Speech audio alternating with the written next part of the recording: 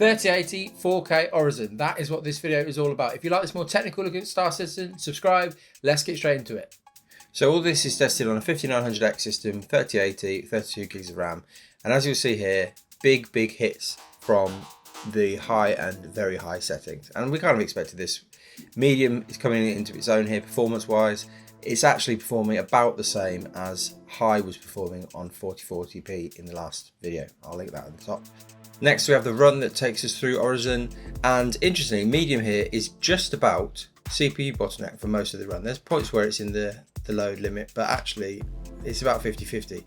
So yeah, obviously Orison is still quite CPU heavy, as most landing locations are, but high and very high, we're completely GPU bottlenecked.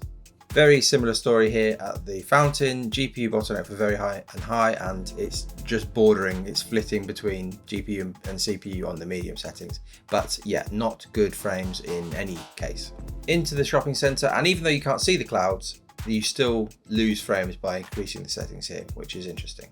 It's the same in the hospital. Even though those clouds aren't visible, they're still hugely affecting performance.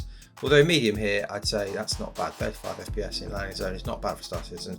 Now, I don't really understand why high and very high are basically the same here, and there still seems to be a big performance improvement with medium, but overall frames are up, so this part of the game is pretty playable. So what to make of all that? Well, obviously 4K Orison 3080 doesn't really work. The landing location is so brutal that even the 3080, which is really a solid 4K card at this point, it can't handle it, and realistically you can't go much quicker. The 3090 isn't much quicker. AMD side, it's about the same performance as the 3090. There's not much more room to go, and so you've got to say realistically you can't play Star Citizen at Orison. Everywhere else it's fine, but at Orison you should not be playing at 4K. You'll see a big improvement on this sort of range of card by going down to 1440p. Obviously this is, as we keep saying, it's early in this tech. There will probably be multiple levels of improvement that come with the cloud tech over the years, and I would be absolutely shocked if the performance stays here. I mean, it just won't. They're not optimizing at any point. It's still just getting everything in the game, and really this is surprising only because the game has been so CPU bound up until this point. So it's kind of come out of nowhere to suddenly have a location that's absolutely melting every single GPU out there. So it's surprising from that point of view, but it's not really surprising from a game development point of view.